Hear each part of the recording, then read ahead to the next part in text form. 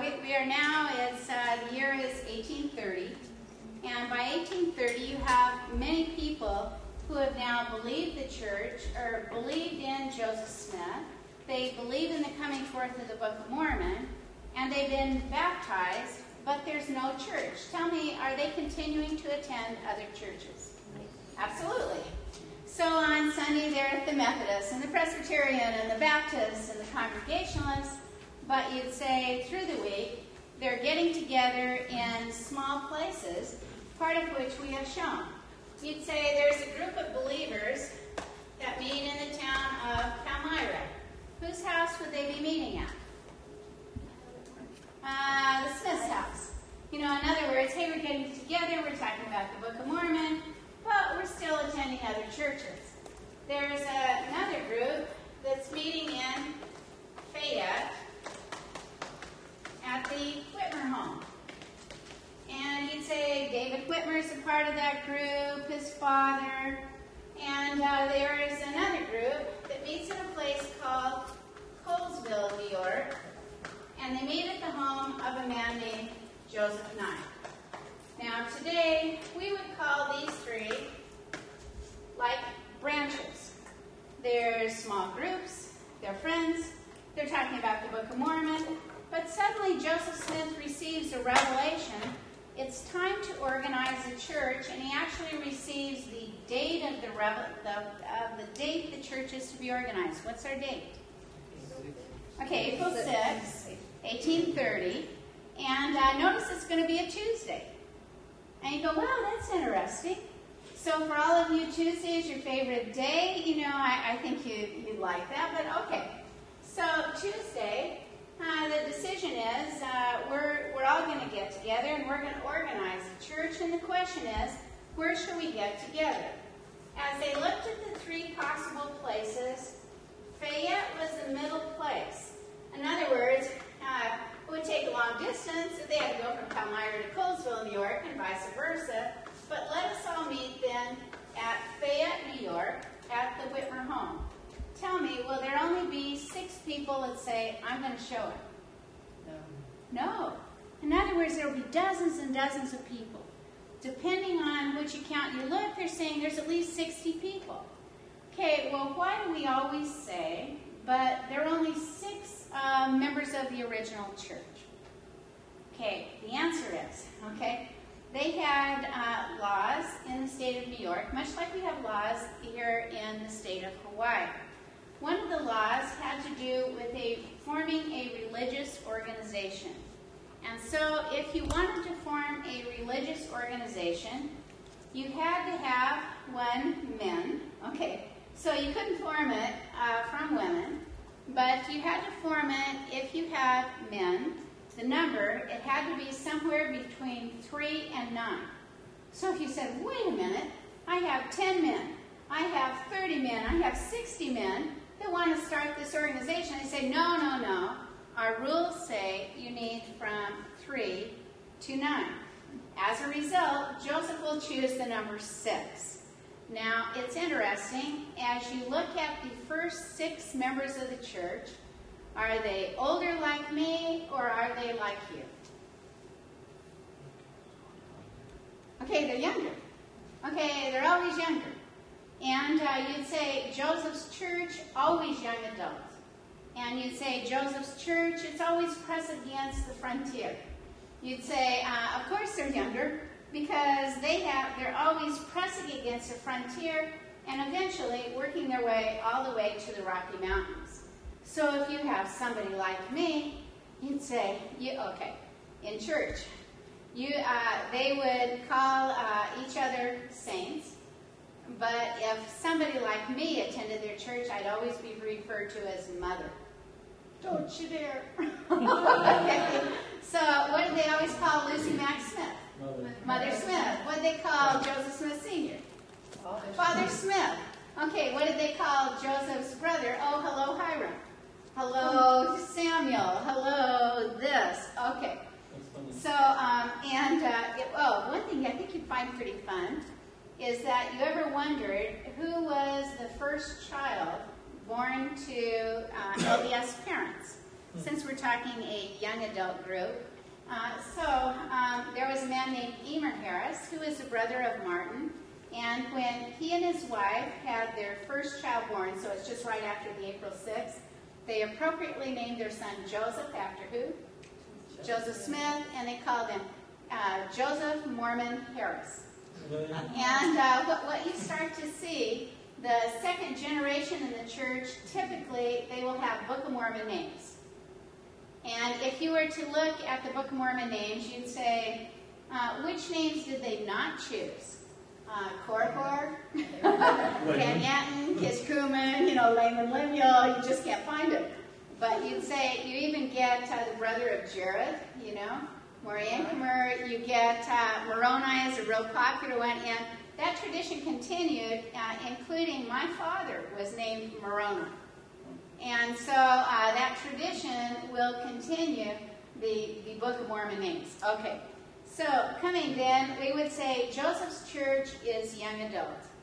And the exception then would be someone like me. But I would get the very respected title mother, and then for many then father. Okay, so the church that was organized, it's interesting. They don't have a name, or at least a name that we would recognize today. When it was first organized, they called it the church, well, you can find this in section 20, the church of what? Christ. And then you begin to look, and you now have about 8 years where you hear the church known by different names. So at one point, we called ourselves the Church of Jesus Christ.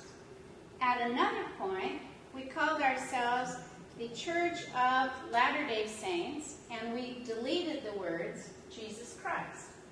And you'd say, wait a minute, because as you look at our title, you would see Jesus Christ and big, it's just huge, and you go, oh, and the feeling was, if you call yourself Latter-day Saints, the word saints means a follower of Christ, and to include his name in the title would appear redundant.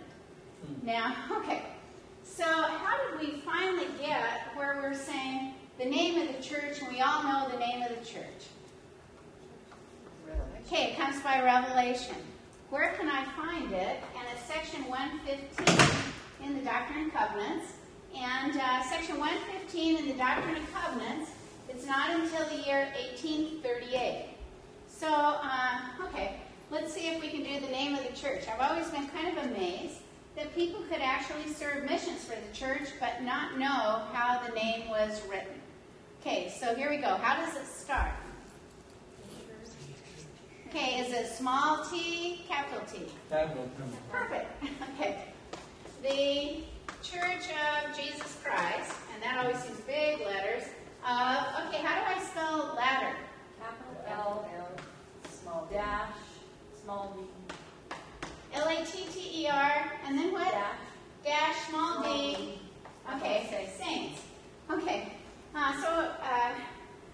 tell me, in anything official, did we ever call ourselves Mormons? No. No. Okay, you'd say, how did we get the word Mormon? And actually, it was like an ethnic kind of word that if you called any of my ancestors, I don't think they were big enough to beat you up. I'm pretty convinced on that. We're supposed to improve through the generations. So I'm like, okay. So, but if you called them a Mormon, I think they would fight you. Okay, an example, momentary from my childhood. The only time my mother ever washed my mouth out with soap was because she heard me tell a neighbor I was a Mormon. Really? That's funny. And, I'm going, Mom, I'm cussing, everything else, and no, it was Mormon. And to show the impact, I lived in a place called Long Beach, California. There's a reason I'm so happy to be here. And so one day I'm playing across the street, and the lady has just this big house. And as I'm playing with friends, we're playing hide and go seek. And I get into a room that I've never been in before. And suddenly there's candles, and there's a huge picture of a man that, he has a gold cross, and he has a crown, he has like a halo, and these friends find me. And they say to me, you know, you need to get out of here. You know, you can't be in this room.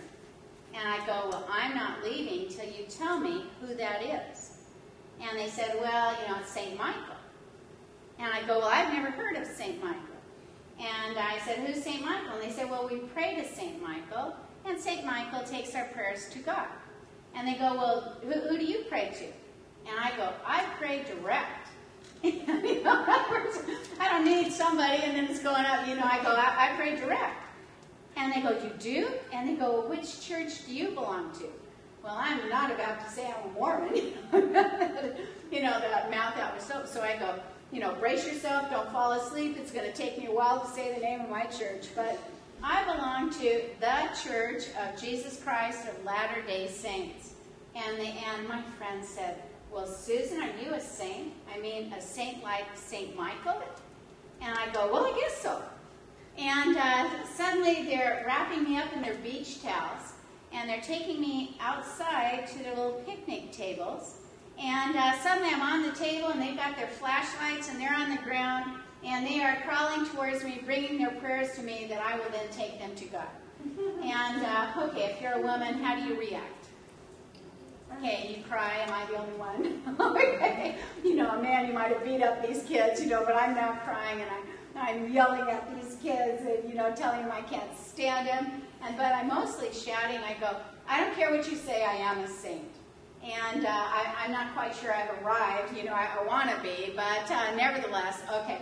I'm now going to reinforce the spelling of ladder. There was a time in my life, I was back in a place in Illinois called Quincy, and we were having this huge celebration. And I'm supposed to look like Emma.